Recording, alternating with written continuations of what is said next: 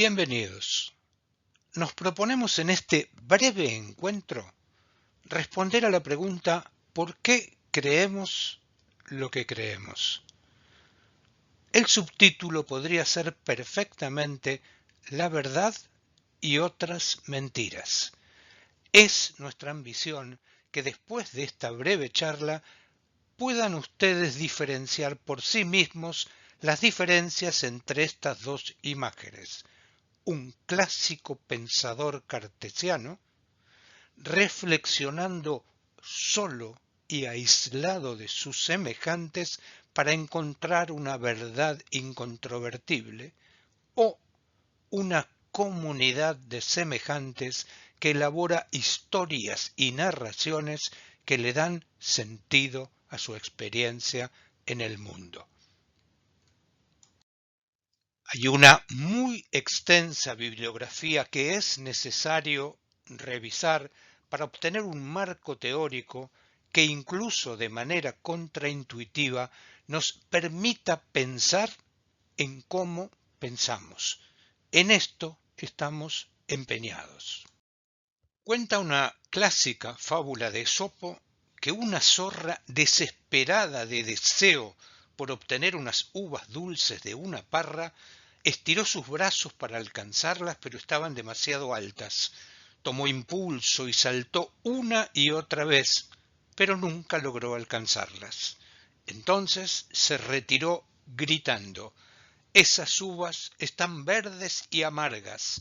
Nadie querría comer algo tan horrible». ¿Qué pasó? Este tipo de razonamiento se denomina preferencia adaptativa y es un razonamiento que al no ver cumplida su predicción o su preferencia, lo modifica o desplaza para sostener la validez de la teoría original. Es un recurso que permite disolver la disonancia cognitiva negándola. Se privilegia el mantenimiento de la coherencia narrativa de nuestro modelo interno por sobre la veracidad de los hechos. Preferencia adaptativa. Las creencias cumplen muchas funciones. Existe una utilidad basada en las propias creencias. Las personas producimos narraciones de nuestras experiencias en el mundo que nos ayudan a dar sentido a nuestras vidas y al mundo en que se desarrollan, y dan forma a nuestras acciones mientras buscamos adecuar el comportamiento a las historias que elaboramos. Es decir, nuestra conducta se inserta en narraciones que nosotros mismos elaboramos. Esto puede explicar algunos fenómenos, como lo que se denomina paradoja de Easterlin, que es un concepto muy común en la economía de la felicidad y que pone en cuestión la teoría tradicional de la economía, que afirma que cuanto mayor es el nivel de ingresos de una persona, mayor será su nivel de felicidad. Como ustedes pueden ver en las curvas, esto claramente no ocurre. Hay un punto en que el aumento de la fortuna de una persona no se correlaciona con aumento de la felicidad, sino, por ejemplo, con su disminución. Lo que buscamos las personas no es solo prosperidad, también buscamos sentido. Necesitamos darle significado a nuestras vidas. Una vida próspera pero sin sentido no produce la felicidad que se supone. ¿Por qué comentamos estos fenómenos? Porque debemos empezar a pensar en nuestro modo de razonar desde otro marco teórico. Razonar fría y racionalmente de un modo cartesiano, por supuesto que es posible y muy útil, pero no es una habilidad natural, sino adquirida. Los conceptos erróneos y falsos que circulan en el mundo en que vivimos no se propagan porque sean impulsados por los medios masivos o por personas famosas por el lado de la oferta. Contraintuitivamente, deben su éxito a la demanda, ya que las personas buscamos creencias que se ajusten y confirmen nuestros puntos de vista preexistentes y que permitan a nuestros objetivos ser racionalizados y autojustificados.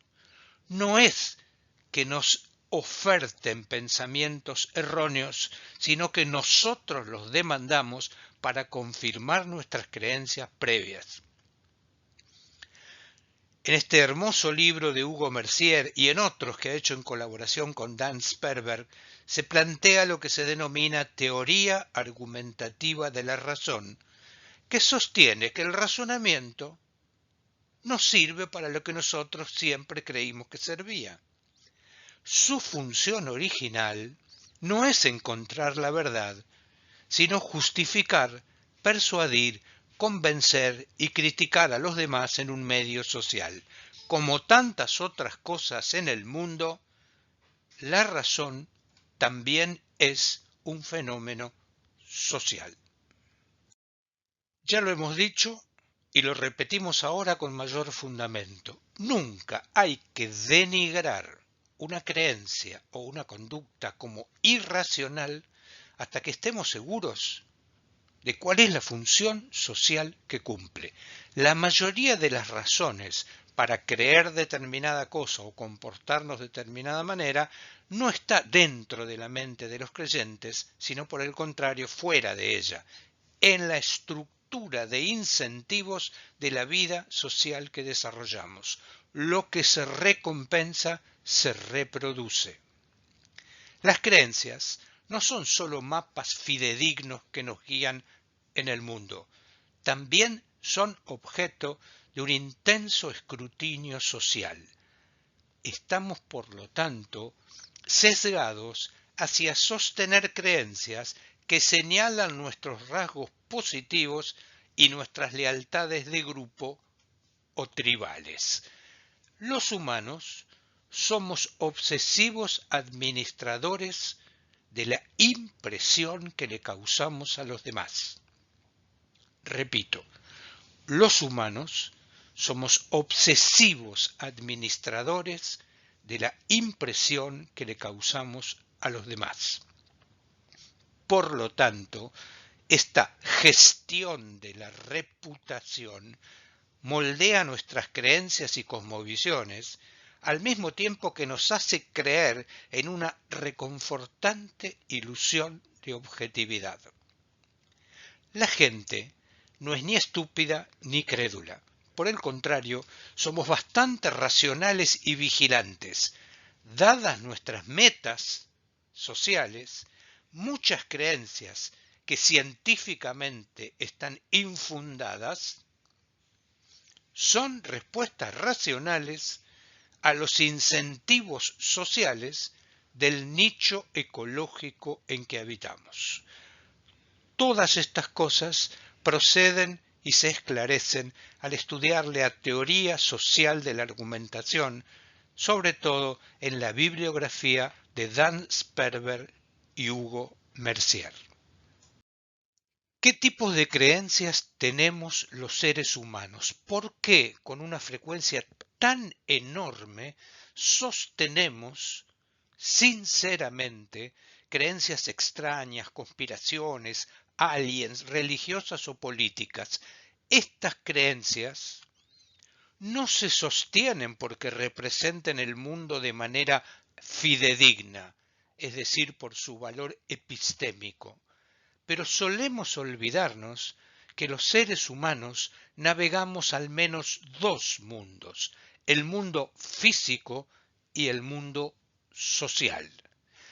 Estas creencias se sostienen porque aportan ventajas sociales y políticas en la comunidad cultural a la que pertenecemos. Nuestro cerebro maneja dos sistemas de recompensa opuestos.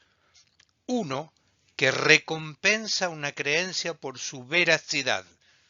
Son de muy alto valor epistémico y las vamos a denominar creencias funcionales, porque nos permiten funcionar en el mundo físico.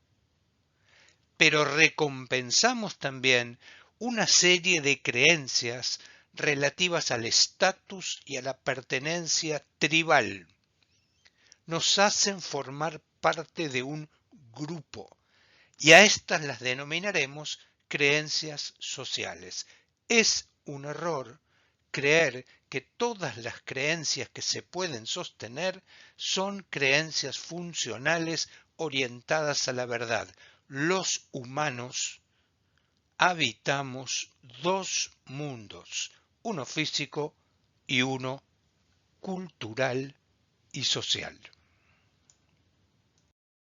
Estos dos tipos de creencias, a veces contradictorias entre sí, pueden convivir perfectamente en una misma persona, incluso si esa persona es un científico, como abundan enorme cantidad de ejemplos en la historia del conocimiento, porque hay un sistema de doble comando para las creencias funcionales y para las creencias sociales. Hay un clásico ejemplo que es el de un naufragio, donde los náufragos rezan y reman, no una de las dos cosas. La consigna es rezá, pero también remá. Las creencias pueden convivir, incluso si son contradictorias entre sí, en una sola persona, porque forman parte de dos sistemas diferentes de soporte de creencias. Hemos entendido ya que hay creencias funcionales y creencias sociales, cada una para un mundo humano diferente, el mundo físico y el mundo cultural. Veamos ahora qué hace que estas creencias se sostengan, y para eso nos vamos a referir a lo que se denomina estructura de incentivos, que promueve determinada creencia. Si en lugar de ser Homo sapiens fuésemos una especie de solo sapiens, es decir, seres individuales con una vida inteligente pero sin vida social, nuestras mentes seguramente serían muy eficaces máquinas de procesar información, intentando crear el mejor modelo posible del mundo físico en que habitamos. No tendríamos entonces los groseros y sistemáticos errores que muestran las creencias sociales si se las juzga desde el punto de vista científico. Pero lo cierto es que ni somos máquinas ni vivimos solos. No somos máquinas y no somos seres individuales aislados en una cultura solipsista. A veces nuestros mundos sociales nos recompensan por creer falsedades y nos castigan por creer la verdad. A veces nuestros mundos sociales nos recompensan por creer falsedades y nos castigan por creer la verdad. En esos casos, sostener creencias erróneas suena bastante racional. Lo que distingue a una creencia de la otra no es que sean verdaderas o falsas, sino cuál es el mecanismo por el cual nos recompensan. Nos recompensan por tener una idea verdadera, por ejemplo, respecto del mundo físico, o se nos recompensa por tener una idea falsa, por ejemplo, en muchos casos de los mundos sociales.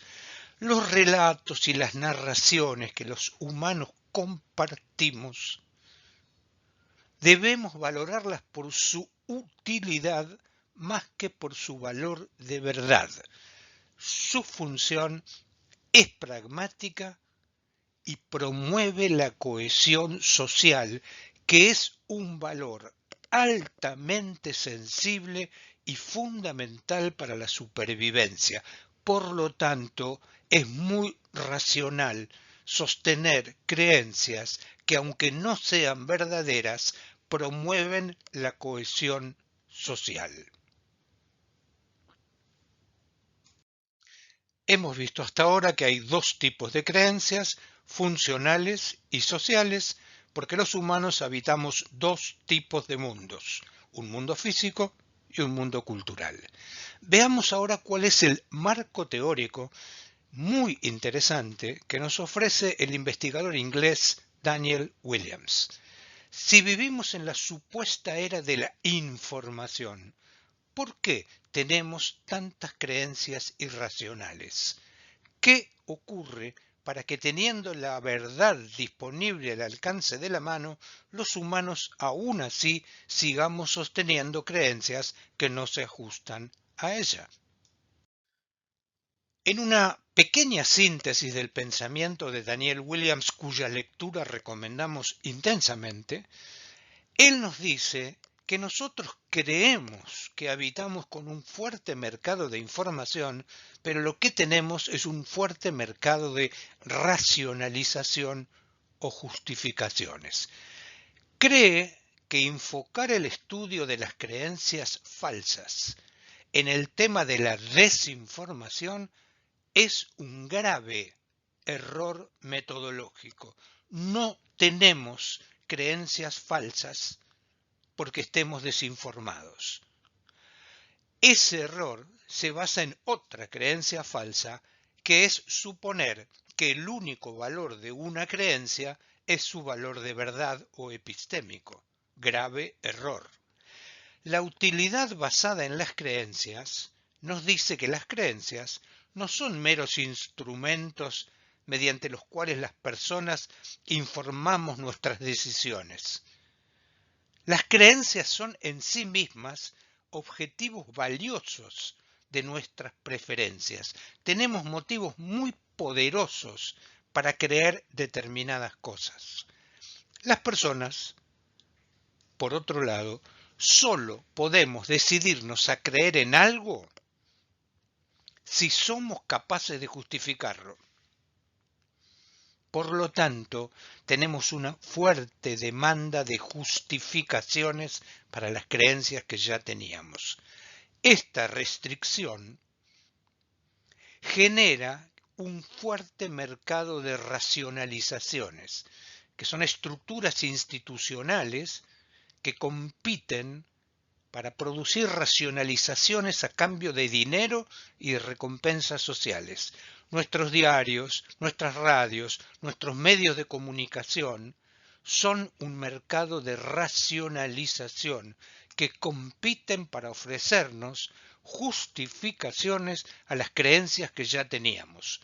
Los medios, entonces, compiten entre sí para ofrecernos racionalizaciones efectivas a las narrativas de los distintos grupos sociales.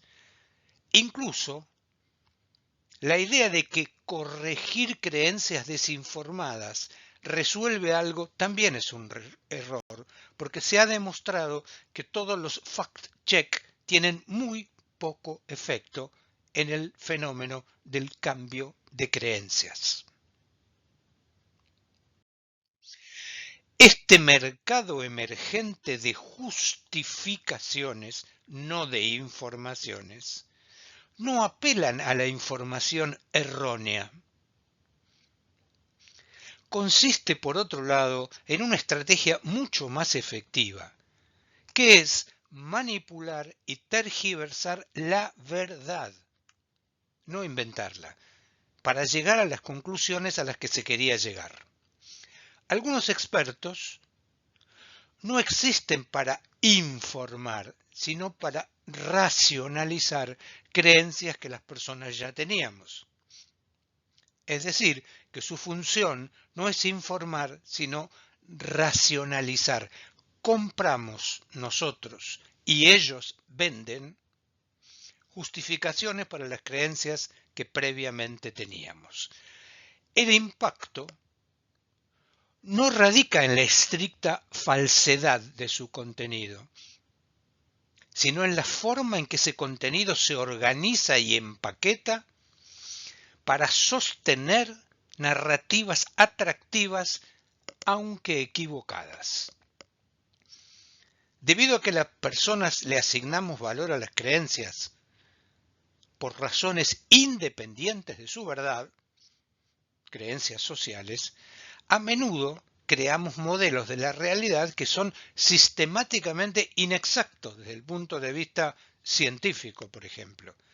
Pero esa información errónea no surge porque seamos víctimas de un defecto de la racionalidad, sino porque la ignorancia y el autoengaño para sostener determinada creencia aparentemente irracional, a veces ese autoengaño tiene más utilidad subjetiva y pragmática que la comprensión precisa y verídica del mundo.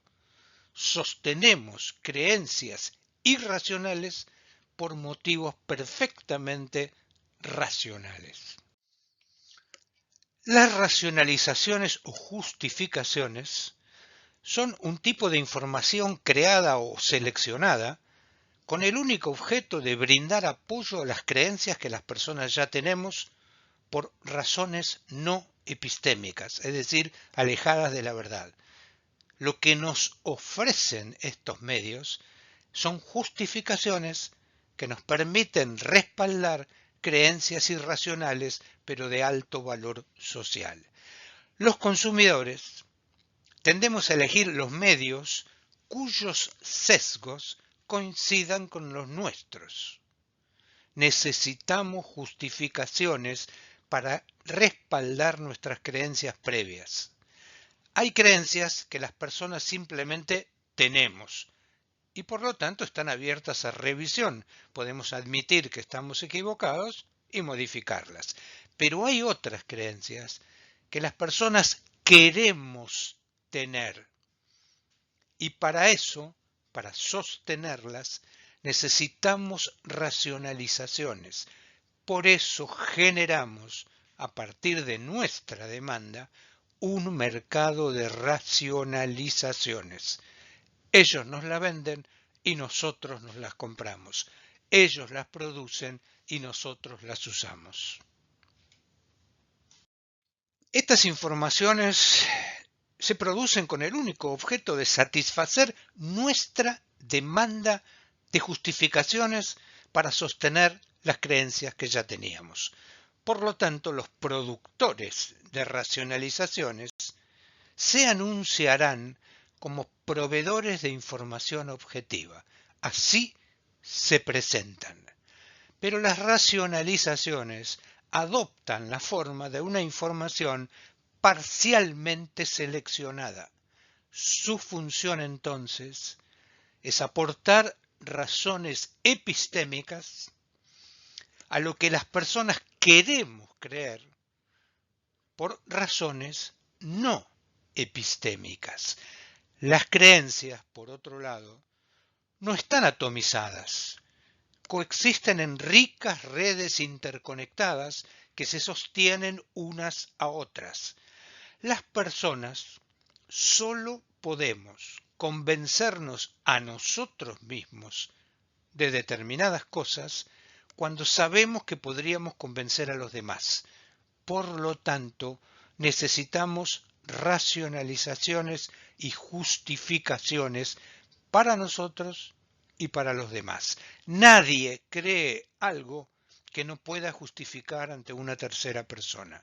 Esto es el fundamento de un mercado de racionalizaciones que se anuncia como mercado de información objetiva, pero que decididamente no lo es. Hay mucho más por decir acerca de este tema y lo haremos en futuros videos.